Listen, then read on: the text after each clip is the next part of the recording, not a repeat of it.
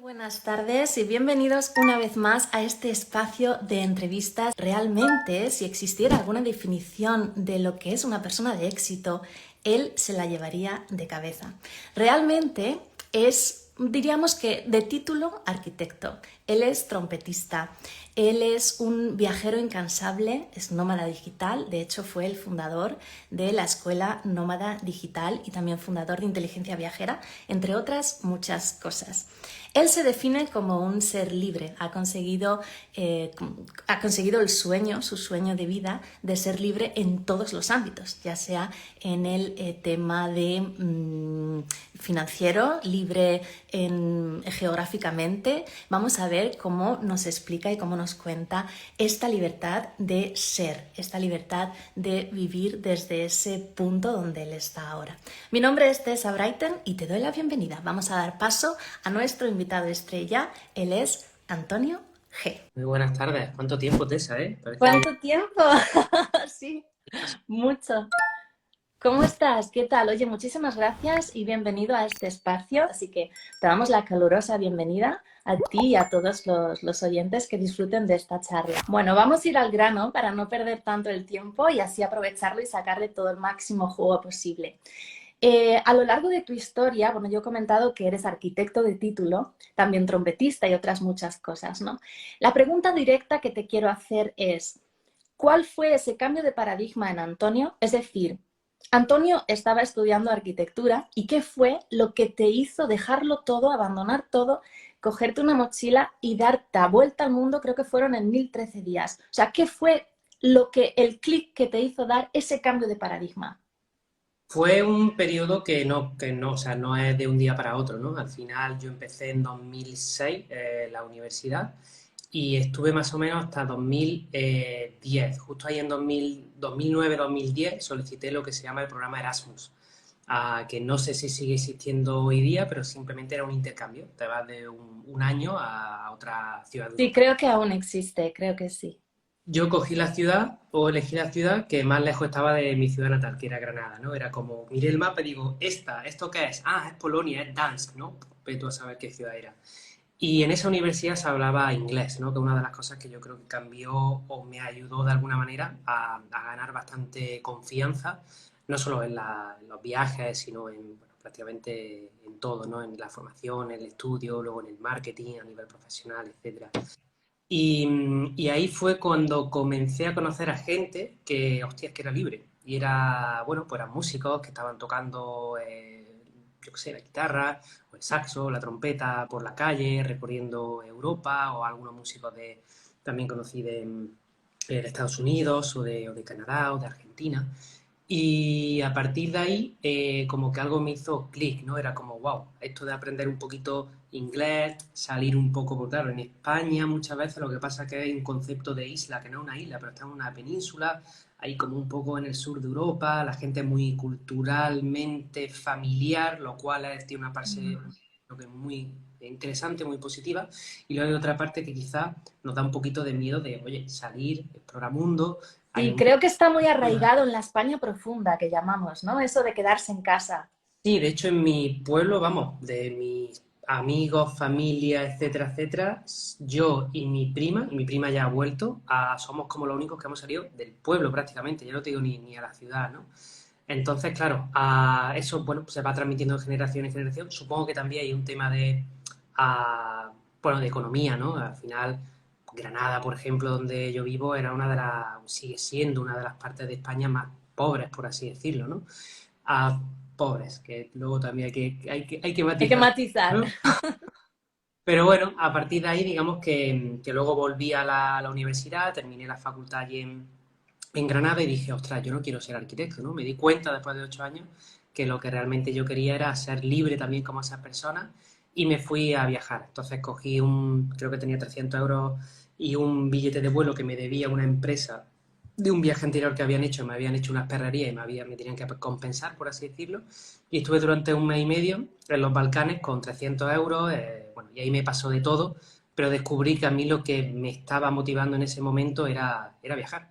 Era, ostras, quiero dar la vuelta al mundo, quiero ver todos los países, quiero aprender de las culturas, gastronomía, más lenguas, conocer gente de diferentes sitios que piensan muy diferente a mí. Y a partir de ahí me propuse que yo quería vivir viajando, básicamente.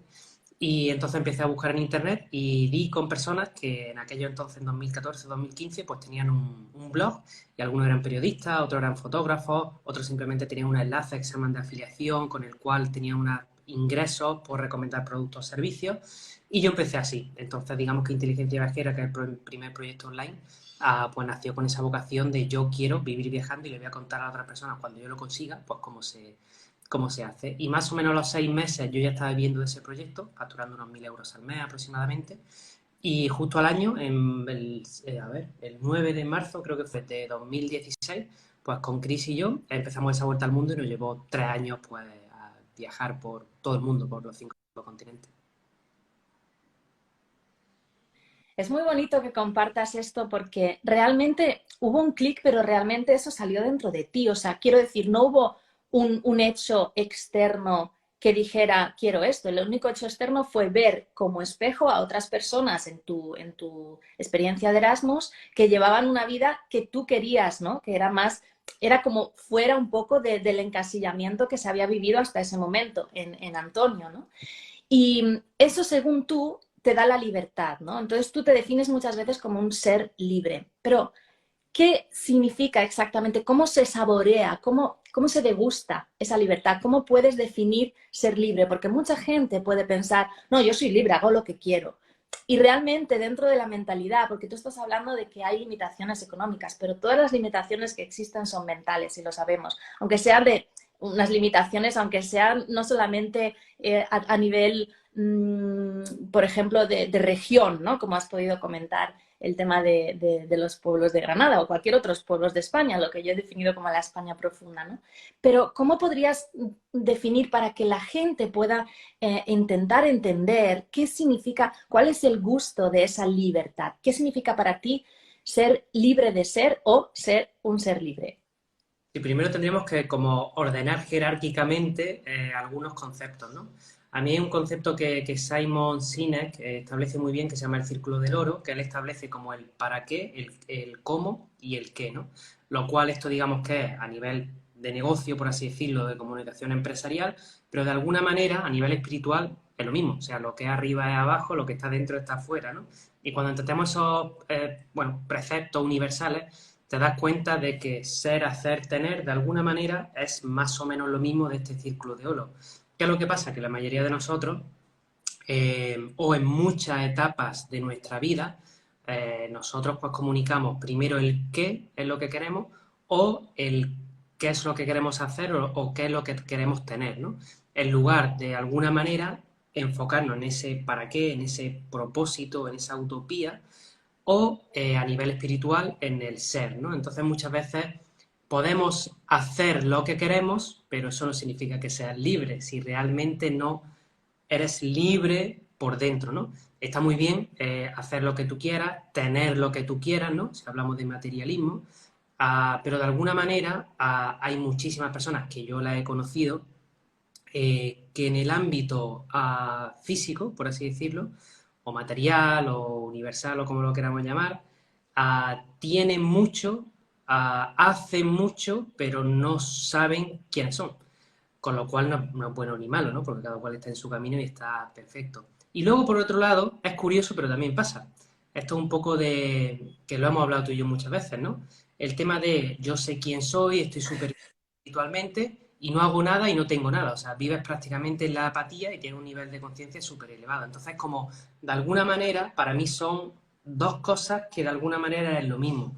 Y no estoy diciendo que yo sea mejor ni que esté todo alineado, no, no. Al final son etapas que yo en muchas ocasiones, por ejemplo, ahora yo estoy mucho en el hacer, ¿vale? Porque digamos que tenemos un lanzamiento y tal, pero sé que lo estoy haciendo desde mis propios talentos y virtudes, porque realmente mi propósito es transformar la educación y este lanzamiento va junto para transformar a algunas personas que quieran ir el camino con nosotros, contando un poquito, compartiendo nuestra experiencia. Pero de alguna manera, con estos dos conceptos de círculo de oro, y el ser, hacer, tener, que esto explica también muy bien a Sergio Fernández, ¿no? Como esa jerarquía, que si nos enfocamos en el tener, pues probablemente no estemos haciendo lo que tenemos que hacer para tenerlo, si nos estamos enfocando en el hacer, no estamos siendo la persona que queremos hacer, para que de alguna manera el orden es como dice Simon, le tienes que dar como la vuelta, ¿no?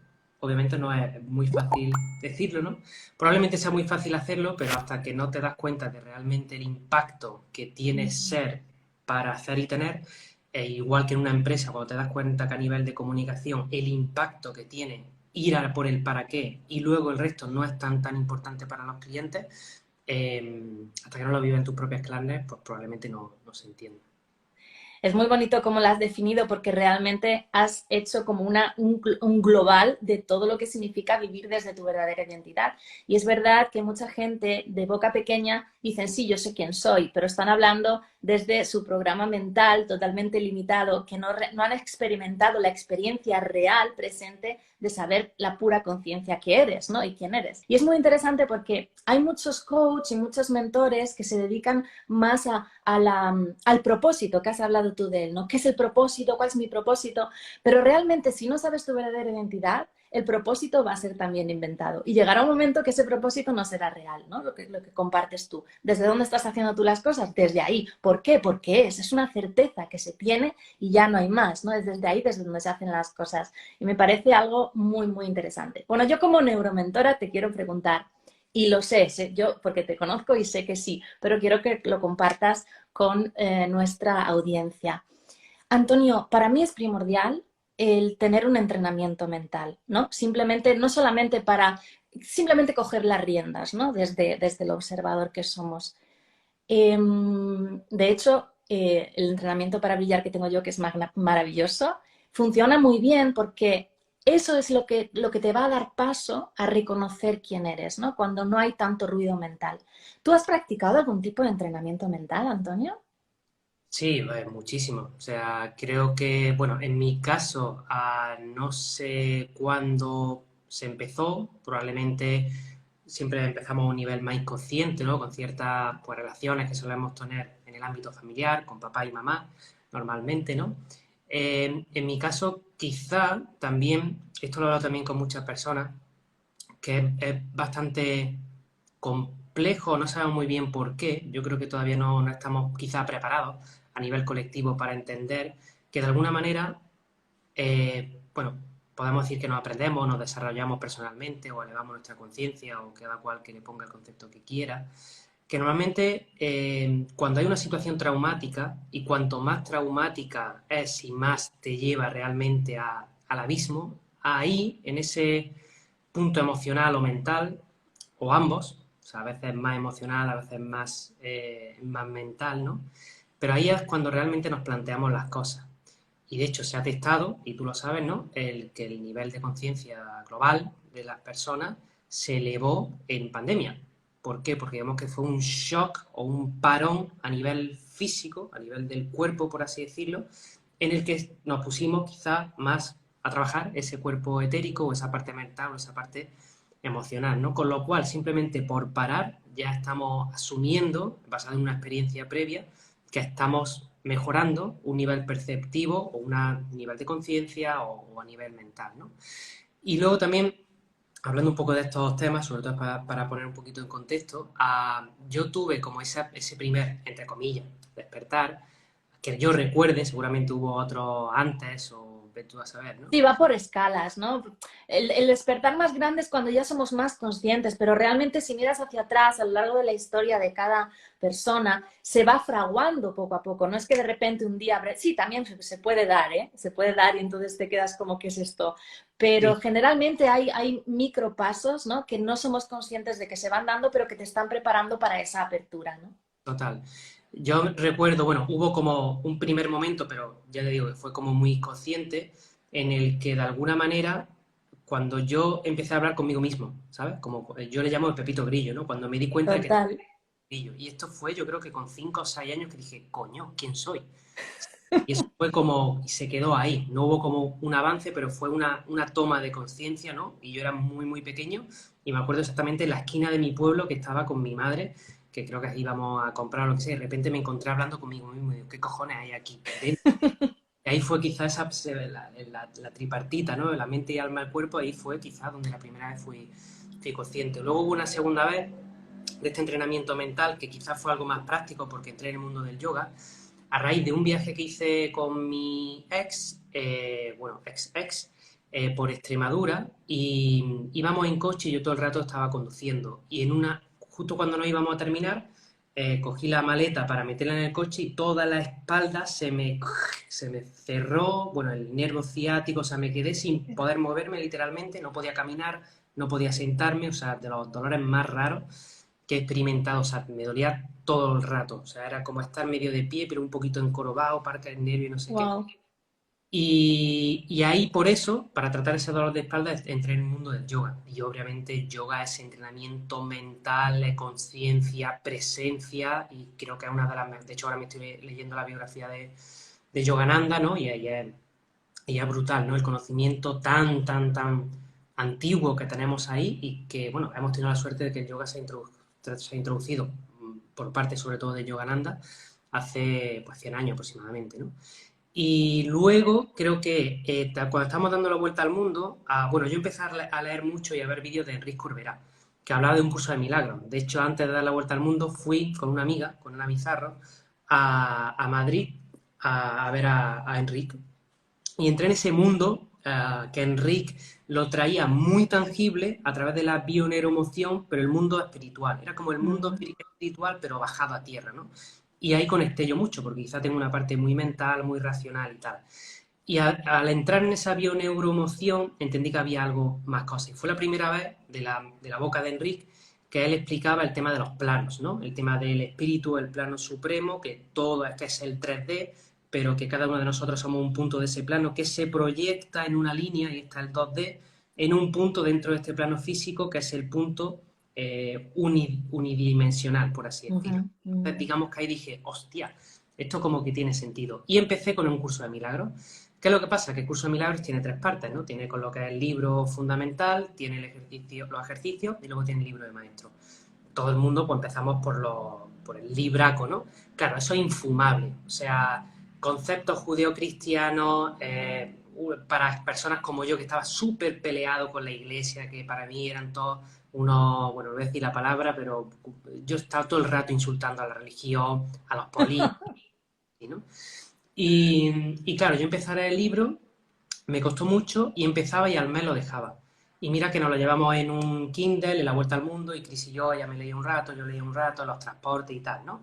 Pero nunca logramos terminarlo, ¿no? Hasta que empezamos a hacer el libro de ejercicio. De repente nos dimos cuenta con que el libro de ejercicio, y ahora hemos entendido que calibra más alto el libro de ejercicio incluso que el libro Los Fundamentos, que era mucho más simple. O sea, era mucho más simple que toda la parrafada que te pega, que yo creo que es importante también, pero creo que tiene más sentido, por lo menos en mi propia experiencia, tiene mucho más sentido lo que estáis desarrollando un curso de milagros que empecéis por el libro de ejercicio. Porque es algo mucho más simple que a priori no vas a entender. O sea, yo estaba allí en mitad de la India en plan, vale, esto no existe. Y yo viendo o esto está bien, ¿no? Y yo viendo a los niños muriéndose de hambre. Y digo, hostia, de los cojones de la India no estás juzgando la pobreza que estás viendo materializada enfrente de ti, que de alguna manera no es una pobreza, es una proyección que tenemos dentro hacia afuera, ¿no? Y claro, fue súper heavy hacerlo durante la Vuelta al Mundo, pero tampoco lo terminamos. Hasta que, de nuevo, después de la Vuelta al Mundo, estuvimos un año en Granada. O sea, fíjate, o sea, son años y años y años y años. O sea, es como el despertar, que todavía estamos todos, obviamente, en el camino. Es mucho, mucho tiempo, o así lo he experimentado, ¿no? Y al volver, estuvimos un año en Granada, luego nos fuimos 3 meses a África, luego volvimos aquí a Tenerife, que llevamos 2 años, y en periodo de pandemia también se movieron muchas cosas. A nivel personal, como mucha agitación, pero también era rara. La pandemia para mí yo me quedé encantado, ¿no? Poder nadar aquí solo, no tener gente en la calle y tal. Y pasó algo que de repente Chris y yo decidimos después de 7 años prácticamente, o 6 años, vivir cada uno de manera separada y estar un tiempo, por así decirlo, cada uno con su ser, ¿no? Y eso para mí también fue como un boom, o sea, una catapulta. Me acuerdo que estuve como una semana en el sofá mirando para arriba, llorando, en fin, estas cosas que nos pasan tan divertidas. Y ahí fue para mí como el mayor despertar. Y de hecho luego se testó y efectivamente yo estaba calibrando en 4,99 durante mucho tiempo y fue el salto, por así decirlo, bueno, se conoce como el nivel del amor o los 500, ¿no? En el mapa de la conciencia de David Hawking. Y se testó, se retestó con varias personas, tal, y dije, hostia. Y de repente ahí entendí las cosas como de otra manera.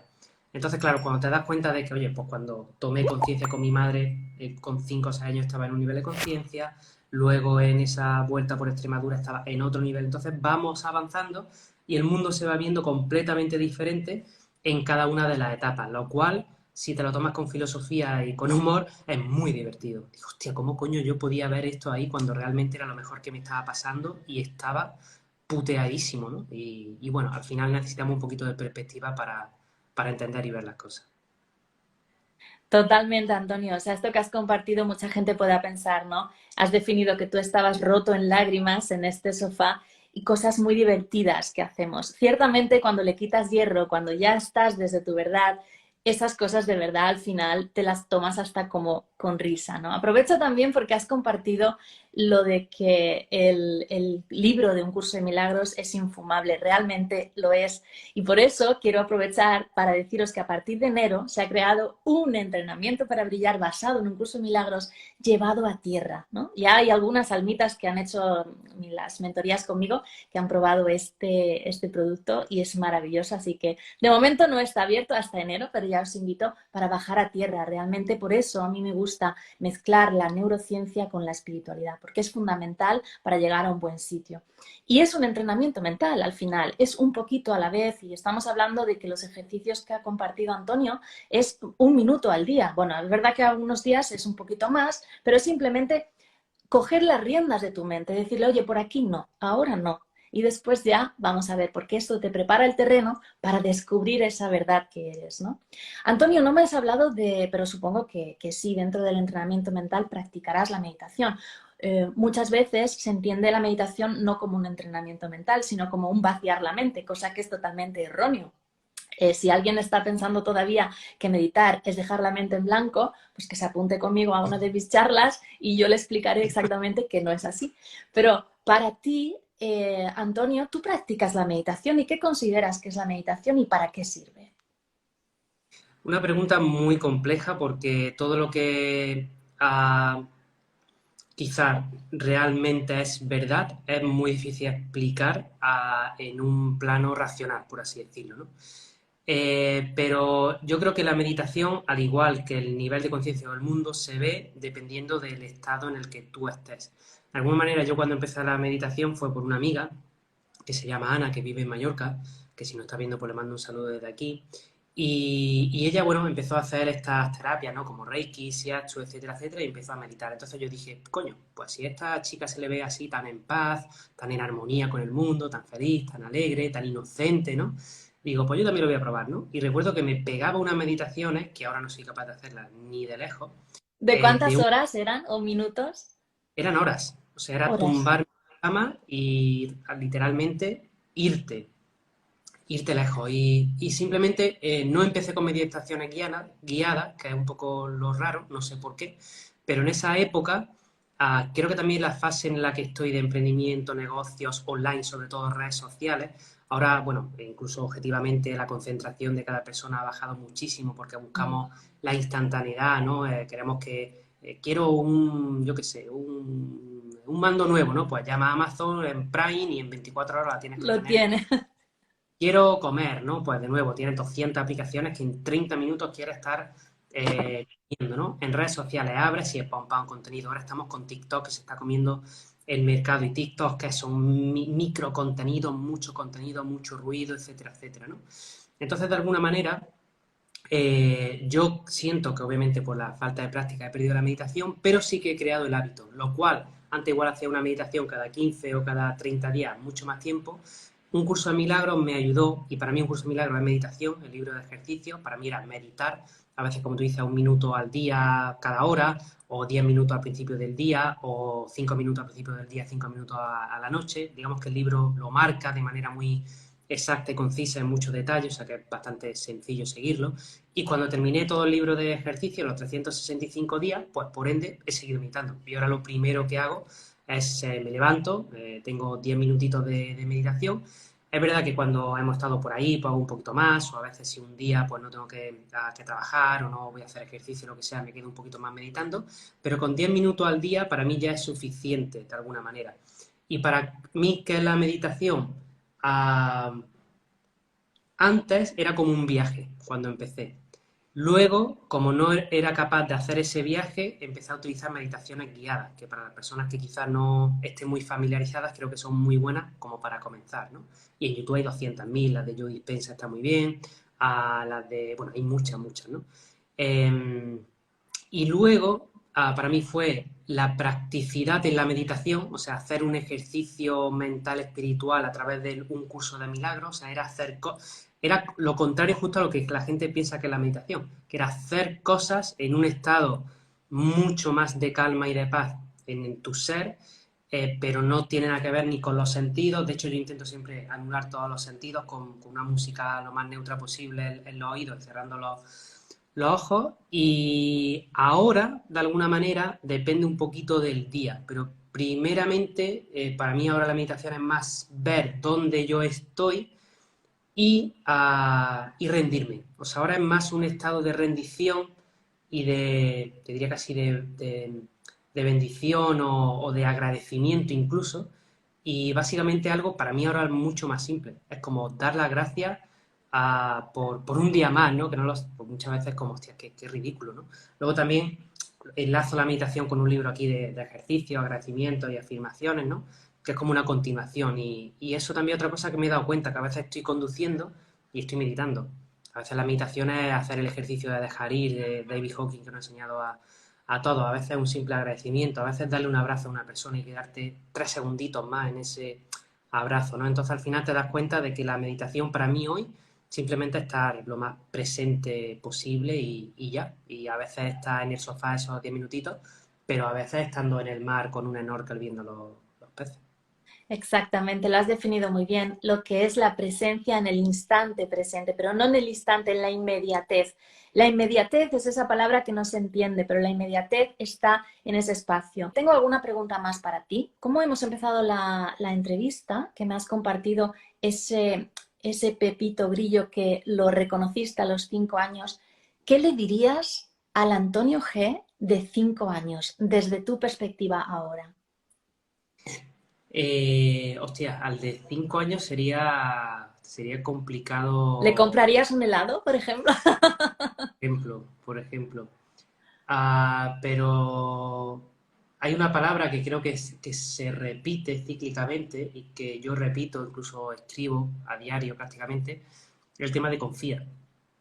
Algo que quizá no nos enseñan de pequeños, muchas veces lo contrario, ¿no? Muchas veces como que necesitas algo externo, puede ser papá, mamá, puede ser pareja, puede ser universidad, puede ser, bueno, trabajo, ¿no? Hay muchas, muchas cosas. Pero te das cuenta de que en los momentos más críticos de toma de decisiones, por ejemplo, si confías es como da igual porque es lo que tenía que ser. Y cuando pasa el tiempo y has confiado, como hemos hablado anteriormente, ahí te das cuenta de que, hostia, estaba clavado, ¿no? Y era así, tal cual, que tenía que pasar. Simplemente por un estado quizá de agitación mental, no nos damos cuenta, ¿no? Porque entra esa emocionalidad, a esa, bueno, pues a veces te entra la ira, a veces entra la frustración, a veces entra el coraje, a veces entra, bueno, un espectro de emociones enorme y que no somos capaces de controlar la mayoría de las veces.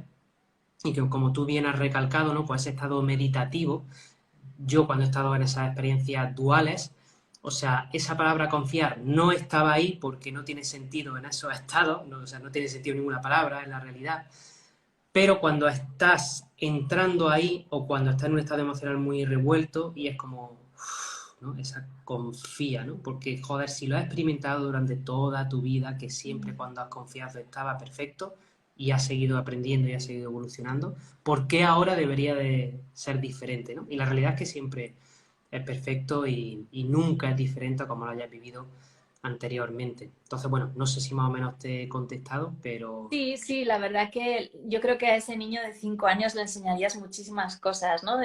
Tendrías que preguntar cuánto tiempo tengo para hablar con él, porque segura que tendrías unas charlas increíbles con él, con tu niño de 5 años. Has compartido una cosa y quiero compartir esto también con la audiencia porque da mucha calma. Tú has dicho controlar, ¿no? Controlar las emociones, controlar pero vamos a cambiar el verbo controlar porque el control no sirve y lo sabemos. Lo único que te hace es mantenerte en el loop del ego y no salir de ahí y no es productivo para nada. No puedes modificar el ego a través del ego. Es imposible por mucho entrenamiento mental que se haga. Vamos a gestionar. En lugar de controlar, gestionar. Suelten el control, gente, amigos. No sirve. Suelten el control muchas veces y permitan, ¿no? Lo que habla Antonio de la rendición, lo has dicho muy bien. eso, que muchas veces no es ni controlar ni gestionar ni nada. A veces te das cuenta que lo único que tienes que hacer es integrarlo y dejarlo que esté ahí donde tiene que estar. Exacto, No asusta, exacto. ¿no? La emocionalidad es como, ¡ah! ¿no? No agobia, no. Exacto, pero es que muchas veces llega después el juicio del juicio y te tiene ahí liado. Ah, ya he vuelto a enjuiciar, ah, ya he vuelto a hacer el vago, ah, ya nos estamos autojuiciando todo el tiempo y desde ahí no se llega a ningún sitio. Antonio, ¿tú te consideras un ser despierto? Sí, ¿Y cómo defines ser ser despierto? ¿Cómo lo defines? de alguna manera es como saber más que quién eres, porque si estamos hablando de quién soy, probablemente te identifiques con un género, o con unos años, o con una profesión, o con un nombre, o con unos padres, o con unos hijos, ¿no? Y realmente te das cuenta de que todo eso no tiene ninguna importancia, ¿no? Que está muy bien, que está ahí por algo, porque estamos todos en el aprendizaje, pero realmente cuando entiendes que la unicidad de alguna manera se expresa en la diversidad, cuando entiendes que tú eres esa unicidad, pero que también eres la diversidad, porque estás en un plano físico dual, pues obviamente todo cobra sentido. Y dices, ostras, que igual esto que estoy viviendo yo como Antonio, quizá está bien para una parte, pero que quizá hay mucho más, ¿no? Y esto lo explica muy bien también Emilio Carrillo, cuando dice que cuando miramos dentro, o sea, claro, el mundo es enorme, y después del mundo está el sistema planetario, el sistema solar, y luego está la galaxia, y luego está el universo, pero dice, claro, es tan enorme que ni siquiera somos capaces de abarcarlo, pero es que cuando miramos dentro, es mucho más lo que hay dentro que lo que hay fuera, y realmente cuando lo exploramos te das cuenta de que es así. Y digamos que para mí ese despertar es ser conscientes de la unicidad y que de alguna manera todos formamos parte de la misma cosa. Aunque tú dirías, no, pues esta persona no, porque es un hijo puta y mira lo que me ha hecho. No, no, pues si es que es igual. Y está enseñándote probablemente el mejor maestro que estés teniendo en ese momento para enseñarte una lección crucial que si no aprendes ahora, no te preocupes que ya el guionista, como dice Giuseppe, el guionista te va a traer otra persona que te lo va a volver a enseñar. Aprovecho porque voy a enlazar esta cosa que acabas de decir con la última pregunta y me gustaría saber, porque has dicho, claro, cuando, oh, mira esto lo que me ha hecho y tal, ¿no? Cuando no queremos o no estamos conformes con algo, ¿no? En esta Matrix 3D que estamos viviendo. Antonio, ¿hay algo que te gustaría cambiar o que quisieras que fuese de otra manera? Sí, yo creo que siempre sí, siendo consciente. Cuando antes me preguntaban esta pregunta, siempre decía, no, todo es perfecto, ¿vale? Todo es perfecto, pero obviamente creo que en esa perfección muchas personas de la espiritualidad se pierden en la no ambición. Y yo creo que una parte del propio crecimiento humano es la ambición de querer seguir mejorar, ¿no? Ahí está la palabra mítica Kaizen, ¿no? Que todo el mundo hay que, y que al final significa ese propio movimiento de evolución, ¿no? De mejora constante. Y es como las plantas. Al final las plantas te das cuenta. De hecho, aquí tenemos unas cuantas enfrente que hemos tenido que podar. Entonces, el propio crecimiento te das cuenta de que tienes que ir cortando cositas para que vuelvan a crecer nuevas cosas. Ahí estaría la propia ambición. Y también que lo que en el sistema natural, en las propias plantas, vemos que si no crece, si una planta no está creciendo, ¿qué está? Se está muriendo. O sea, es como no hay otra cosa, ¿no? El propio universo funciona así. Si O no crece. puede quedarse estancado, o crece o muere, realmente, sí. Entonces, digamos que para mí, Me gustaría cambiar muchas cosas, obviamente, pero como algo que ya estamos cambiando, que lo hemos iniciado, por así decirlo, es un cambio de residencia física, por así decirlo. Es como, ostras, hemos estado 2 años y pico aquí en Tenerife y tal, y la idea es estar viviendo en Portugal, pues el año que viene, a principios de año, ojalá. Que también nos gusta mucho estar ahí entre, pues cerca un poco de la familia, como a 3 horas en coche, que ahora estamos como a 3 horas de avión, que es un poquito lo mismo, pero más simple, ¿no? Y de alguna manera otra cosa que también me preguntaron hace tiempo, y justo cuando me has preguntado qué le diría a tu niño de 5 años, le diría eso de la confianza, pero yo recuerdo cuando era pequeño no quería tener hermanos, o sea, ese ego que te dice, no, lo quiero todo para mí, lo quiero todo para mí, ¿no? Y era un poco justo lo contrario, digo, hostia, me encantaría tener un hermano, una hermana para compartir, que obviamente ya los tengo, tú eres mi hermana y todos los que nos están escuchando aquí son nuestros hermanos, o sea, tenemos Totalmente, totalmente. hermanos, pero quizá esa relación o esa experiencia de lo que es en esta persona física tener un hermano, pues de alguna manera yo no la voy a vivir, que probablemente ya la he vivido antes y la vaya a vivir pues, en siguientes vidas o encarnaciones, ¿no? Pero quizá eso es como, hostias, qué guay, ¿no? Me hubiera molado como vivir simplemente esa experiencia y ahora, bueno, pues con esto de Portugal, pues también tenemos como ilusión de volver a cambiar el campo base. ¿Y cuál es la motivación más grande de vivir en Portugal? Además de estar cerca de la familia y demás, ¿qué es lo que te ha dicho hasta aquí? Se juntan muchos factores, ¿no? Se junta un factor efectivamente familiar o de cercanía, se junta un factor quizá de cambio constante, pues al final somos nómadas y lo quieras que no, pues nos gusta cambiar y nos hemos enamorado profundamente de la isla de Tenerife, pero llevamos 2 años y medio, que para una persona dirá que no es nada, pero para nosotros es un Para un mundo. nómada, obvio, Para sí es mucho. Claro, en 3 años visitamos 33 países, si no recuerdo mal. Claro, en 2 años hemos visitado países, sí, hemos visitado las 7 islas, sí, pero es como, ostras, como que esa apetencia por el cambio nos gusta mucho. Claro. Y luego, durante 2 años y pico, de hecho yo empecé a emprender, por ejemplo, en Irlanda, y en 2017 ya me hice residente fiscal en España, monté la empresa y tal, ¿no? Y digamos que se han sucedido una serie de circunstancias que la vida creo que me estaba diciendo muchas veces, oye Antonio, quizás hay que hacer algún movimiento por esa parte. La primera vez creo que fue conforme me hice autónomo que me quitaron el 50% de lo que había ingresado, digo, hostia, ¿qué ha pasado, no? Y eso pues a todos nos pasa y nos extraña un poquito, empieza a entender, ¿no? Cómo funciona el Estado. Y durante estos años, pues no han pasado muchas cosas, ¿no? Recientemente le ha hecho una inspección a Cris, porque efectivamente durante 3 años no tenemos una residencia fiscal y ella no estuvo dada de alta, sin embargo yo sí, etcétera, etcétera. A mí en una de las empresas pues nos deben 147.000 euros, creo, más intereses, etcétera, etcétera, y no lo quieren devolver. Hemos tenido que ir a juicio. Y al final, bueno, yo por ejemplo hay personas con las de mi equipo que le tengo que explicar, oye, a ti te llega en tu banco 1.600 euros, pero yo que estoy pagando 2.800 casi. ¿Qué ha pasado con esos 1.200 euros? Porque han desaparecido por el camino. ¿Y eso por qué? Porque hay ciertos sistemas de control o como lo queramos llamar, ¿no? Que son perfectos y en todos los países los tenemos, en algunos más y en otros menos. Pero digamos que en España se ha juntado una serie de condicionantes o de detonantes que no haya hecho, primero, salir nosotros fiscalmente como personas físicas y también como personas jurídicas con las empresas. Y por otro lado también como tener esa causa común, que por eso nos hemos ido también con Luis de Cristo Spain, para decir lo mismo que en 2017 creamos la Escuela Nómada Digital para decir a las personas que otra educación te podía hacer mucho más libre interiormente, una libertad espiritual, pero también una libertad económica, una libertad geográfica, una libertad temporal. Ahora parte de esa libertad económica pasa por ser consciente de que hay ciertos organismos de control, presión, represión, etcétera, etcétera, de los que puede salir también. Y creo que todos nos deberíamos de plantear como, oye, ¿qué pasa? ¿Dónde a mí me gustaría vivir, no? ¿Y si me gustaría vivir en un país que me tratasen bien y que cuando quiero emprender, en lugar de quitarme el dinero, me den dinero? Hostia, pues hay países que pasa esto.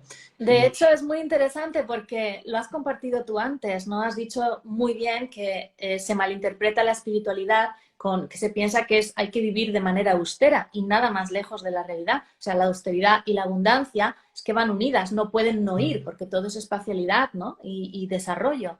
Entonces, muchas veces dicen que el conocer o el saber te hace libre, ¿no? Y estamos hablando también de la libertad de ser. Realmente esto que estáis haciendo, yo te voy a ser honesta y sincera, cuando entré muy bien en todo lo que estabais haciendo hasta ahora, yo siempre estaba como diciendo, no, la perfección, todo es perfecto, ¿no? Hay como inconformidad, pero realmente siento que hay un pozo de no merecimiento en el país España, ¿no? De ser pequeñito, de no merecer, pero cuando realmente conoces todo esto y te das de cuenta de las cosas y quieres ampliar tu visión espacial, tu visión de economía, todo, realmente te das cuenta y dices tú, oye, el autoamor es esto también, ¿no? Y si yo soy esa verdad absoluta, desde ahí es desde donde se hacen las cosas. Y que lo estés haciendo tú me parece maravilloso. Y yo creo que hay algo que tú has recalcado ahora, que creo que todos los que nos estamos metiendo en este mundo espiritual, creo que tenemos que buscar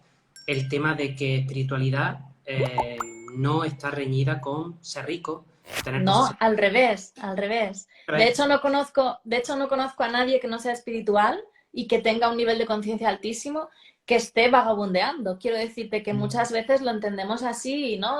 Espiritualidad, así, lo que yo siempre he compartido, ¿no? Los gongs, pues cuencos tibetanos, déjate de depilar y vete a vivir de hippie. No, no tiene por qué. O sea, déjate de depilar si quieres, si te gusta, pero que vivir en abundancia es si tu verdadera identidad es absolutamente abundante y expansivo, o sea, si tu externo no lo es, hay algo que no cuadra, no hay algo que no encaja.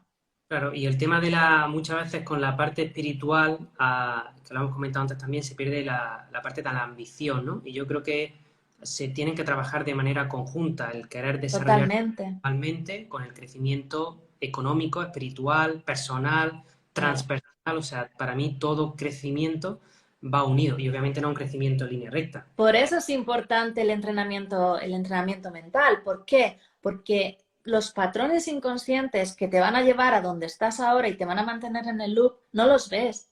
O sea, no eres consciente de ello. Y si no lo haces consciente, vas a seguir haciendo las mismas cosas sin darte cuenta y te vas a quedar en la misma espiral. Pero para eso hay personas como Antonio G que nos abren los ojitos y nos dicen, pues mira, si vas por aquí, lo puedes hacer mejor. O como Tessa Brighton, que te puede entrenar la mente de manera muy sencilla y llegar hasta allí. Antonio, Yo creo que lo más importante es que cada cual haga su camino, o sea, porque es sí, como total. ya, si yo quiero ser un hippie empresario, pues soy un hippie empresario y es Sí, mi camino. Y si tú quieres ser un renunciador monástico, espiritual, irte a vivir sin nada, también está perfecto. Pero que cada cual creo que es importante que tiene que elegir tu camino y todos son buenísimos. Y si quieres ser un monje renunciador está perfecto, pero si quieres ser una persona que esté iluminada y tener 17 Ferrari, yo lo veo perfecto igual. sí, total. No, la perfección está ahí, pero yo quería recalcar que no se asocie la espiritualidad con la austeridad porque no tiene nada que ver y muchas veces tendemos a eso, ¿no? Y no es así. Confunden esto con lo que es la humildad y la rendición. La humildad y la rendición forma parte de esa abundancia. Entonces muchas veces hay esa controversia, ¿no? Que muchas veces se dice. Entonces lo del ejemplo del hippie está perfecto. Puedes tener Y 4 nosotros Ferraris. en la escuela hemos visto, ¿no? Muchas personas que se dedican a la espiritualidad o al desarrollo personal, muchas veces junto con el sector del arte son los que más les cuesta poner los precios a sus productos y servicios y terminan regalándolos. Fíjate, Y te das cuenta de que ese regalar al final es una falta de confianza, precisamente claro, porque es no saber quiénes son, porque si ellos saben quiénes son desde su verdadera identidad, el precio sale automático. Este es el valor y esto es lo que cuesta, ¿no? Cuando hay dudas es porque realmente todavía hay ahí un pozo de no merecimiento, un pozo de que no, esto no vale, ¿no? Y entonces lo están valorando desde ahí, desde esa persona pequeña. Pero realmente cuando descubres tu verdadera identidad, cuando descubres quién eres, no hace falta ni dudar, este es el precio. O sea, como estos son precisamente lentejas, si quieres las comes y si no las dejas. que incluso con el test muscular es muy bonito, pero yo he llegado a calibrar a mi empresa, a calibrar el precio de los productos de la empresa. Claro, Este test científico espiritual, por así decirlo, claro. que igual se ve algo como muy friki, sirve exactamente para calibrar lo que queramos y perfectamente lo material también y el precio y todo. O sea que es que de Es nuevo una maravilla. unido. Sí, cierto. Antonio, muchísimas gracias por tu compartir y por este tiempo. Me gustaría terminar la entrevista que contestaras o que continuaras la siguiente frase. Esto es una cosa que le pregunto a todos mis invitados y que respondieras o que continuaras la frase yo soy. Hmm, Yo soy abundancia. Yo soy abundancia, maravilloso. Nos quedamos con esta frase. Dice Vitoxa25, dice, ¿os sentís los dos realizados con lo que os dedicáis actualmente? Nos preguntan los dos. Te paso la pelota, Antonio, después contesto yo. Sí, también tenemos que ser conscientes de que esta autorrealización, por lo que estamos haciendo ahora, como ha comentado Tessa, al final el tema de la meditación, algo de presencia, o sea, lo puedes medir ahora y probablemente en el siguiente segundo es diferente, porque ya el segundo anterior ha pasado. Entonces también cuando te preguntan, ¿eres feliz? Pues mira, si ahora mismo estoy haciendo un dejar ir porque estoy teniendo un duelo porque se acaba de morir mi padre, esa respuesta va a ser diferente a dentro de un año. Entonces yo creo que también en ese propio cambio y devenir, cada momento presente es diferente. Entonces no pensemos que la autorrealización es como, ¡pum!, ya estoy iluminado, ya está, ya la vida está resuelta. O ya estoy autorrealizado, ya la vida está, o ya he encontrado mi propósito. En mi caso y en muchísimos casos de las personas que conozco, incluso que tienen un nivel de calibración enorme, siguen afrontando nuevos retos en la vida, porque si no es que no estaríamos aquí, y es la realidad. Y en el momento en que no haya retos, pues seguramente pues será momento de irse. Muy bien. Pues yo diría que sí, yo estoy haciendo lo que la vida quiere que haga. Y lo digo así, lo expreso así, porque simplemente me expreso como un canal, ¿no? Y yo me acuerdo una vez lo compartía con José, le decía, yo estoy donde me lleve la vida. Y muchas veces decir eso parece muy fácil, pero la rendición es mucha. Entonces, sí, yo podría decir que sí, hago lo que quiero y estoy totalmente entregada y disfruto además muchísimo con lo que hago. No sé si esto eh, a pesar de los momentos puntuales que pueda haber, ¿no? Por ejemplo, yo ayer estuve molida con una jaqueca increíble, un dolor de cabeza brutal y aquí estoy hoy fenomenal. Entonces, pero igualmente si me hubieses preguntado ayer te diría sí. O sea, la experiencia humana es lo que tiene, ¿no? Tienes tus dolores físicos y si los tienes, tienes tus días buenos, tus días malos, pero realmente tu verdadera identidad es esa estabilidad, ¿no? Esa como decir, esa inmediatez, ¿no? Tú estás hablando del momento presente, es que es la inmediatez, es lo único que existe, aunque parece ya muy manido esto, ¿no? Del presente eterno que es el único que existe, pero es que realmente si quieres experimentar la inmediatez es la única manera de hacerlo. ¿Piensas que la muerte es un viaje? Me pregunta, ¿no? ¡Wow! ¿Piensas que la muerte es un viaje? Yo creo que el viaje, no sé si es para ti, ¿me dejas recontestar a mí, Antonio? Luego te paso la pelota. Mira, para mí yo creo que la vida y la muerte forma parte de la vida. Es decir, el viaje es todo. El mismo viaje es cuando se nace que cuando se muere.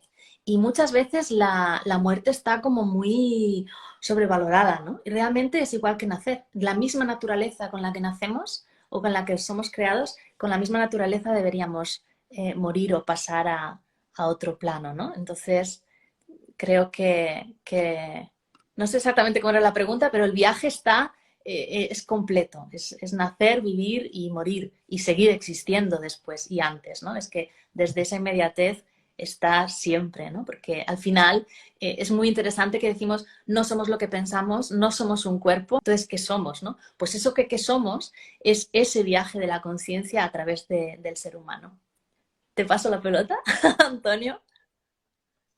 Para mí es que todo es un viaje. La meditación es un viaje, el propio desarrollo personal es un viaje, el emprendimiento es un viaje, la vuelta al mundo es un viaje. Entonces yo diría, ¿la muerte es un viaje? Yo creo que sí. Si lo miramos de un punto de vista incluso material o científico, creo que todavía no lo han hecho, pero las personas que han tenido una experiencia cercana a la muerte, de hecho lo describen como un viaje. Y las personas que recuerdan vidas pasadas, la encarnación y la desencarnación, por así decirlo, cuentan que efectivamente es un viaje, ¿no? Y antes que estábamos contando un poco desde el punto de vista de la unicidad o espiritualidad, que era el uno, y luego la diversidad, que era cada uno de nosotros, digamos que el espíritu se divide en esas almas, ¿no? Que son fragmentos de espíritu, y de alguna manera el alma encarna en el cuerpo físico, ¿no? Entonces, obviamente, pues el alma hace viajes de encarnar y desencarnar. Pero yo creo que también Y la muerte muchas que lo veces no diga es... Antonio G. Digo, que lo Y diga que la muerte Antonio muchas G, que veces es no es un nada. viaje, pues Claro, claro, todo tiene sentido. Pero la muerte, bueno, la muerte es que es como lo que decías tú, no es parte de la vida, es la vida y la muerte, pues es que es lo mismo. Al final te das cuenta que es igual. Antonio, tenemos poco tiempo más. La última pregunta dice, la Bata Family dice, ¿creéis que tener varios propósitos es no saber todavía qué es lo que estás buscando? Ostras, qué buena, ¿eh?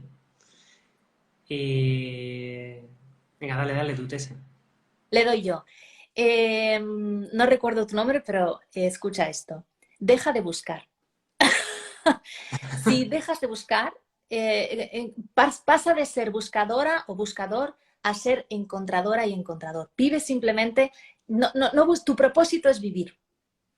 Tu propósito es vivir. Da igual que estés haciendo 3, 4, 5. En el momento que dejes de buscar, te encontrarás. Así que para de buscar y permanece en ese encuentro. Muchas veces yo he estado muchos años en ese buscador, déjalo, no sirve, te mantienen, no, da igual. Estás haciendo 2 cosas, con 3 cosas, 4 cosas, te sientes realizada, sientes que la vida fluye a través de ti, para adelante. Si no, pues no pasa nada, todo es perfecto. Los errores no existen. Sí, yo probablemente te diría lo mismo y por complementar un poquito más, también te diría, me preguntaría, ¿qué más da, no? Es como que tampoco tiene tanta importancia si creas un propósito, dos, tres. Bueno, yo pienso que cuantas más cosas tengas en mente, pues probablemente más complicado sea todo, ¿no? Simplemente si tienes algo y buscamos esa simpleza de una cosa, pero tener un propósito no implica que no tengas tus dos porque sea tu camino ahora. Yo creo que está bien, pero no le daría demasiada importancia a los conceptos de Exacto. tengo que saber quién soy, tengo que encontrar mi propósito, no va tanto de eso, más como de vivir el día a día lo más presente posible, cumpliendo tus palabras, siendo íntegro, coherente o libre o con lo que sea más importante para cada persona y luego pues a los dejar ir de la vida, de los retos que nos ponga la vida. Antonio, muchísimas gracias por este tiempo. Te mando un abrazo gigante y bueno, a los demás, nada más. Muchísimas gracias por estar ahí y nada más. Desde aquí nos despedimos y hasta la próxima. Un besito grande. Próxima, Chao. muchas gracias a todos. Gracias.